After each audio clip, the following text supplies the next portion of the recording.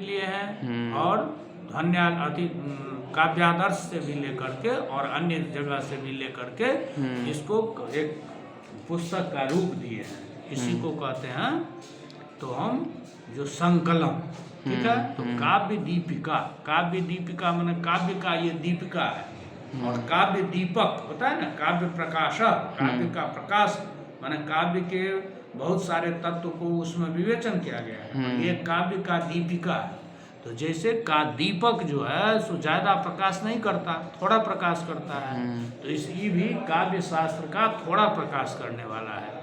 जैसे व्याकरण में लघु सिद्धांत कौमुदी होता है, उसके बाद वैयाकरण सिद्धांत कौमुदी, तो इसी प्रकार ये साहित्य शास्त्र के लिए ये लघु सिद्धांत कौमुदी है, ठीक है। तो इसका जो है प्रारंभिक ज्ञान आवश्यक है। इसमें काव्य शास्त्र का प्रारंभिक ज्ञान जो है आवश्यक है। तो ये कहते हैं कि इसका मंगलाचरण करते हैं। मंगलाचरण करते हुए कांति चंद्र भट्टाचार्य कहते हैं कि मातरम हृदय ध्यात्वा विशदाम्बुज वासिनीम बालानाम सुखबोधाय क्रियते काव्य दीपिका। तो मातरम हृदय ध्यात्वा, मातरम माने मातरम इत्युक्ते जननी, माने जननी माता को, हृदय ध्यात्वा माने हृदय में धारण करके, ध्यान करके, ठीक है। तो कैसी माता को हृदय में ध्यान करके, तो विशदाम्बुज वासिनीम, विशदम च तत् अम्बुजम, विशदाम्बुजम माने श्वेत कमलम, श्वेत कमलम वशितुम शीलम जस्यात्, श्वेत कमल वासिनीम, श्वेत कमल पर निवास करने वाली या वास करने वाली, ठीक है। तो श्वेत कमल पर निवास करने वाली माता जो है उनको हृदय में धारण करके, तो श्वेत कमल पर कौन वास करते हैं? सरस्वती। इस प्रकार सरस्वती देवी हृदय ध्यात्वा, सरस्वती देवी को हृदय में ध्यान करके। लघु सिद्धांत कौमुदी में भी भरद्राचार्य क्या कहते हैं कि नत्वा सरस्वती देवी, सरस्वती देवी नत्वा, तो अत्रापि सरस्वती देवी नत्वा, है ना, मातरम हृदय ध्यात्वा कीदृशीम मातरम, तो विशदाम्बुज वासिनीम तत्र अस्ति कीदृशीम सरस्वती देवी, है ना। तो कथयति यत् शुद्धाम गुण्याम, अत्र अस्ति कीदृशीम मातरम हृदय ध्यात्वा कीदृशीम मातरम, तो विशदाम्बुज वासिनीम, ठीक। और बालानाम सुखबोधाय, बालानाम सुखबोधाय, बालकों को सुख पूर्वक बोध के लिए। तो बालक शब्द का यहाँ अर्थ है जो अन्य शास्त्र में पंडित है लेकिन काव्य शास्त्र का जिसको ज्ञान नहीं है, ऐसे बालकों को सुख बोधाय, सुख पूर्वक ज्ञान के लिए क्रियते काव्य दीपिका, मैं काव्य दीपक का नाम का ग्रंथ जो है सो करने जा रहा हूँ। हो गया ना। तो ये हो गया इसका मंगलाचरण। मंगलाचरण करने के बाद किसी भी ग्रंथ का हम लोग देखते हैं कि हमारी जो आस्तिक परंपरा है उसमें सभी ग्रंथों के आदि में मंगलाचरण किया जाता है। और मंगलाचरण के बाद प्रयोजन होता है कि हम प्रयोजनम मनुद्दिश्य न मंदोपि प्रवर्तते। एक सिद्धांत है कि प्रयोजन को नहीं देखकर कोई भी किसी काम में प्रवृत्त नहीं होता है।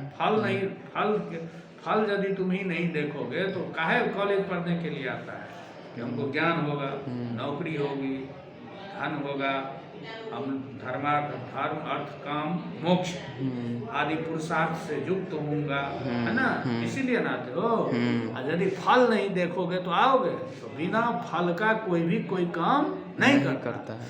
तो इस ग्रंथ को पढ़ने का क्या है फल, पूछेगा ना कोई कि हम साहित्य कि काव्यदीप का क्यों पढ़ें या काव्य शास्त्र में क्यों पढ़ें, तो प्रयोजन कहते हैं काव्य प्रयोजनम काव्यम यशसे अर्थ कृते व्यवहार विदे शिवे तरक्षतये सद्य पर निर्वृतये कांता सम्मित तयोपदेश युजे। तो षट प्रयोजनानि वर्तन्ते। कति प्रयोजनानि सन्ति? षट प्रयोजनानि। प्रयोजनानि षट प्रयोजन है, 6 है। ये कहाँ का है? ये काव्य प्रकाश का है। कहाँ से लिया है? काव्य प्रकाश। काव्य प्रकाश किसका लिखा हुआ है? मम्मट का। तो मम्मट का जो काव्य प्रकाश है उसमें वो जो काव्य प्रयोजन लिखे हैं उसी काव्य प्रयोजन को इसमें उपस्थापित किया गया है। काव्य प्रयोजन कितने हुए? 7। कौन कौन? तो कहता है काव्यम यशसे, माने काव्य जो है यशः प्राप्त है, काव्य जो है यश प्राप्ति के लिए होता है। यानी काव्य पठने न, काव्य लेखने न यशः प्राप्तिर्भवति। काव्य के पढ़ने से, काव्य के लिखने से, काव्य के सुनने से यश की प्राप्ति होती है। समझ गया? और क्या होता है? तो कहता है अर्थकृते, अर्थकृते इत्युक्ते धन लाभाय। माने काव्य पढ़ने से धन लाभ होता है, धन की प्राप्ति होती है, अर्थ की प्राप्ति होती है। ठीक है? और व्यवहार विदे, व्यवहारक ज्ञानाय, काव्यम व्यवहारक ज्ञानाय भवति। यानी काव्य पठने न, काव्य श्रवणे न, काव्य लेखने न व्यवहारक ज्ञानम भवति, है ना? यथा रामायण काव्यम वर्तते रामायणम, रामायण काव्य है। जब हम रामायण को पढ़ते हैं तो रामायण के पढ़ने से रामायण का नायक जो भगवान श्री राम है वो अपने पत्नी के साथ, छोटे भाई के साथ, पिता के साथ, माता के साथ, ससुर के साथ, सास के साथ, अपने मित्र के साथ, शत्रु के साथ, राजा के साथ, ज्येष्ठ श्रेष्ठ कनिष्ठ आदि के साथ कैसा व्यवहार करते हैं, उस व्यवहार का ज्ञान हमको प्राप्त होता है। ठीक है? जो अन्य शास्त्रों में नहीं होता। तो काव्य पढ़ने से व्यवहार ज्ञान भी होता है। तो 3 हो गया।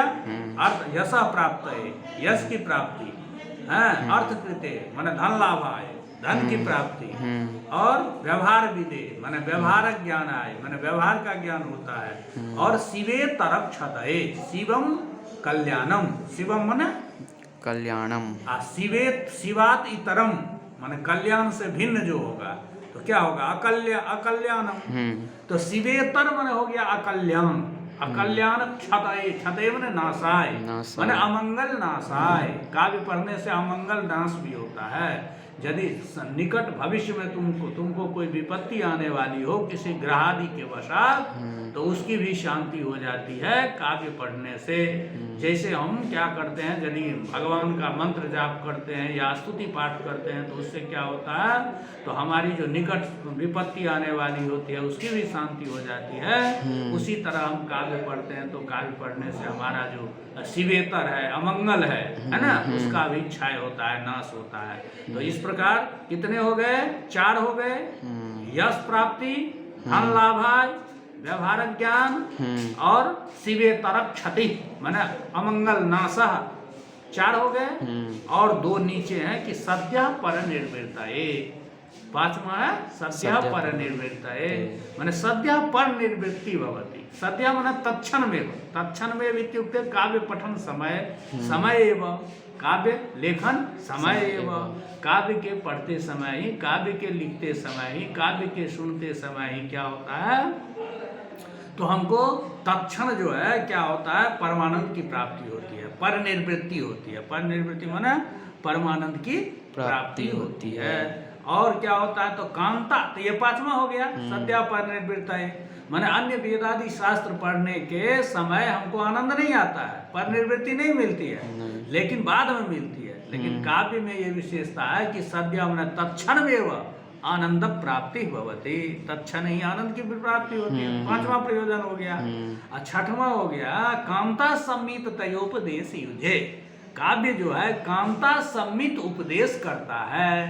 यानी 3 प्रकार का उपदेश होता है। एक होता है प्रभु सम्मित, एक होता है मित्र सम्मित, हाँ, और एक होता है कांता सम्मित। ठीक है? तो वेद जो हमको उपदेश करता है वो प्रभु सम्मित करता है। प्रभु सम्मित माने क्या? जैसे कोई प्रभु माने मालिक अपने नौकर को आदेश देता है कि इदम कर्तव्यम इदम न कर्तव्यम, ये करना चाहिए ये नहीं करो, माने इदम कुरु इदम मा कुरु, ये करो ये मत करो, करता है। और ये हो गया गुरु सम्मित। प्रभु सम्मित, तो प्रभु सम्मित तो कौन करता है? वेदादि शास्त्र। और मित्र सम्मित के कौन करता है? सुहृद सम्मित। सुहृद माने मित्र। तो सुहृद सम्मित कौन उपदेश करता है? तो पुराण, जैसे पुराण आदि में कहता है, कथा के माध्यम से ले जाता है कि राम और रावण था, तो रावण कुमार्गगामी था, राम सुमार्गगामी थे। तो कुमार्गगामी जो रावण था उनका सर्वस्व नष्ट हो गया, और सुमार्गगामी जो राम थे उनको सब कुछ नष्ट होते होते हुए भी सब कुछ प्राप्त हो गया। हाँ, तो इसलिए हमको सुमार्ग पर चलना चाहिए। तो ये एक मित्र जैसे दूसरे मित्र को अपने सदुपदेश के द्वारा कुमार्ग से सन्मार्ग पर लाता है, उसी तरह पुराण आदि जो है वह सुहित के समान, मित्र के समान अच्छे उपदेश दे करके, उदाहरण आदि दे करके, कथा आदि के माध्यम से अपने मित्र को कुमार्ग से लेकर के सुमार्ग पर लाते हैं। तो ये हो गया पुराण आदि हो गया सुहित सम्मित, मित्र सम्मित, वेद हो गया प्रभु सम्मित, और ये जो काव्य है ये होता है कामता सम्मित। कामता माने पत्नी, स्त्री। जैसे एक सद स्त्री, अच्छी जो पत्नी है वह अपने पति को, माने शराबी आदि जो पति होता है कुमार्गगामी, उसको अपने मीठे वचन से, अपने हाव भाव से, अपने स्वभाव से, अपने कटाक्ष आदि के द्वारा जैसे उसको कुमार्ग से सन्मार्ग पर लाता है, उसी तरह काव्य शास्त्र भी क्या करता है, तो श्रृंगार आदि रस के बहाने से शून्यम वासगृहम विलोक्य शयनाद उत्थाय किंचित क्षणे यह कौमार हरः सएव हि वरः इत्यादि सरस श्लोक के माध्यम से कुमार्ग से सुमार्ग पर लाता है। तो ये कांता समित उपदेश युजे, कांता के समान उपदेश भी करता है। इस प्रकार काव्य के कितने प्रयोजन हुए? 6 प्रयोजन हुए। इसको याद कर लेना चाहिए। काव्यम यशसे पृथकृते व्यवहार विदे शिवे तरक्षतये सद्यः पर निर्वृत्तये कांता समित तयोपदेश युजे। 6 प्रयोजनानि वर्तन्ते। एतानि प्रयोजनानि मम्मटेन स्वकीये काव्य प्रकाशे उल्लिखितानि तदेव तत्प्रयोजनम एव कांतिचंद्र भट्टाचार्येण स्वकीये काव्य दीपिका नाम के ग्रंथे उपस्थापितं प्रयोजनं ज्ञातं है। पुनः उदाहरणं ददाति। यत् काव्य पठनेन या लेखनेन, काव्य लेखनेन वा केषां यशः प्राप्तिर्जाता। तो कथयति काव्यम ही पाठादि समनंतरमेव अनिर्वचनीय विलक्षणानंद कालिदासादीनामेव यशः संपतये श्रीहर्षादेव। अब ये बता रहा है कि जैसा कालिदासादीनामेव यशः, कालिदासादीनामेव यशः, काव्य से जैसे कालिदास आदि को यश की प्राप्ति हुई, समझ रहे हैं। आज के युग में भी जो संस्कृत से जिसको स्पर्श भी नहीं है, उसको भी पूछोगे कि कालिदास को आप जानते हैं, तो कहेंगे हाँ अवश्य हम जानते हैं कालिदास को। जानता है कि नहीं? आप पूछोगे पतंजलि को जानते हैं, आप पाणिनि को जानते हैं, तो कहेगा नहीं जानते हैं। लेकिन जो नहीं भी जानता है कुछ, वो भी कालिदास को अवश्य जानता है। वो किसका प्रभाव है? काव्य का प्रभाव है। विद्यापति को सब जानता है ना। क्यों जानता है? काव्य के प्रभाव से, कवि हैं वैसे। तुलसीदास को सब जानते हैं, क्यों जानते हैं? काव्य के प्रभाव से। तो इसी प्रकार कालिदास आदि नाम यशः, जैसे कालिदास आदि को यश की प्राप्ति हुई, उसी तरह काव्य पढ़ने से यश की प्राप्ति होती है। और श्री हर्षादेर धावकादि नाम धनम। अब धन की प्राप्ति काव्य से कैसे होगा? तो काव्य से यश की प्राप्ति होती है, यह तो सिद्ध हो गया। कालिदास को हुआ। कालिदास तो काव्य लिख करके ही ना अजर अमर हो गए। अभी भी कालिदास जिंदा है। कीर्ति जस्य सजीवती, जिसकी कीर्ति रहती है इस संसार में, वह जिंदा ही रहता है। कालिदास अभी भी जिंदा है। और तो यश की प्राप्ति हुई। और श्री हर्षादेर धावकादि नाम धनम। और श्री हर्ष नाम का एक राजा था, उस राजा के चरित्र को लिखा, हर्ष चरितम, या उनके नाम पर कोई काव्य लिखा। तो उसके द्वारा धावक आदि कवि जो हैं वो प्रचुर धन प्राप्त किया। आज के भी युग में जो राजनेता लोग हैं, कोई लालू चालीसा लिखते हैं, लिख करके वाइस चांसलर बन गए, कोई कुछ बन जाते हैं, कोई मोदी के ऊपर लिखते हैं, कोई वाजपेयी के ऊपर लिखते हैं। बड़े बड़े राजनेता के ऊपर अपना काव्य लिख करके उनको खुश कर दिए, वो अपना खुश होकर के उनको धन दिए या कोई पद दे दिए बहुत बड़ा। तो हर्षादेर धावकादि नाम धनम। जैसे राजा हर्षादि के द्वारा धावक आदि को धन की प्राप्ति हुई, तो आज के युग में भी काव्य पढ़ के आप किसी राजनेता, किसी मंत्री आदि का ऊपर में काव्य लिखो और खूब पैसा प्राप्त करो, या कोई मंत्री पद प्राप्त करो, होता है ना। अब कहता है कि धनादि गमाय हो गया। अब कहता है लोकाचरणादि परि ज्ञाना। लोकाचरण चारादि। हाँ, लोकाचरादि है। लोकाचरणादि माने लोकस्य आचरण जत, आचरणादि। लोक का लोकाचरण जो होता है, लोक व्यवहार जो होता है, उसका ज्ञान भी होता है काव्य पढ़ने से। परिज्ञानाय। परिज्ञानाय है ना।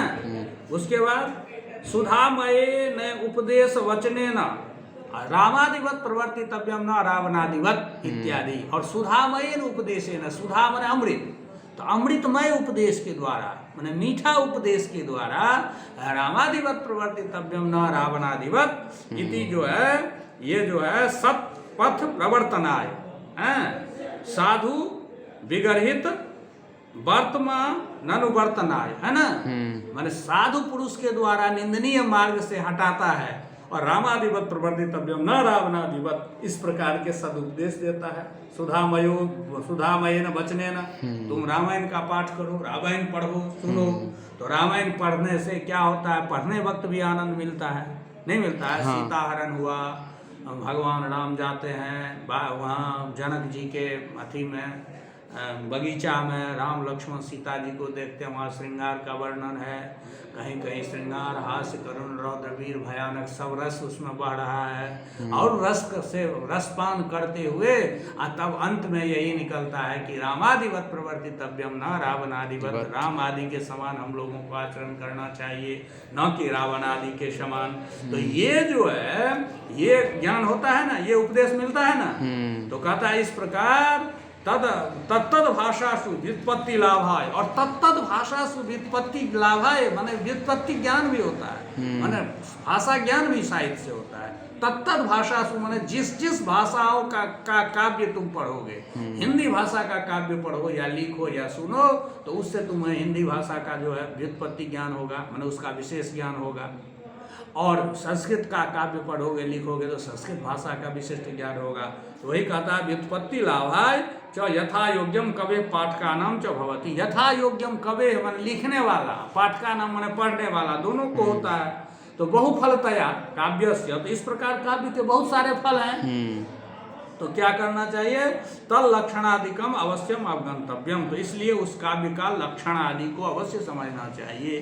माने काव्य का लक्षण क्या है ना, किसे हम काव्य कहें, काव्य में कितने रस होते हैं, काव्य में कितने अलंकार होते हैं इत्यादि ज्ञान तो आवश्यक हो जाता है। तो यही कहता है काव्यस्य लक्षणम आह। अब काव्य का लक्षण कहेंगे, हम किसे काव्य कहते हैं, काव्य किसी को कहेंगे ना, लक्षण तो होता है ना सब कुछ का।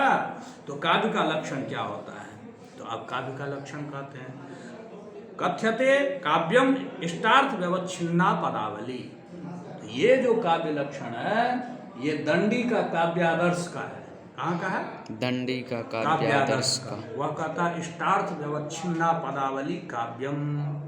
इष्टार्थ, इष्टश्चासो अर्थ, इष्टार्थ, इष्ट अर्थ माने अभिष्ट जो अर्थ है, उस अर्थ से व्यवच्छिन्न युक्त जो पदावली है, या उस अर्थ को द्योतित करने वाली जो पदावली है, पद समूह है, उसी को हम क्या कहेंगे, काव्य कहेंगे। तो कथ्यते काव्यम माने काव्य कहलाता है क्या, तो इष्टार्थ व्यवच्छिन्ना पदावली।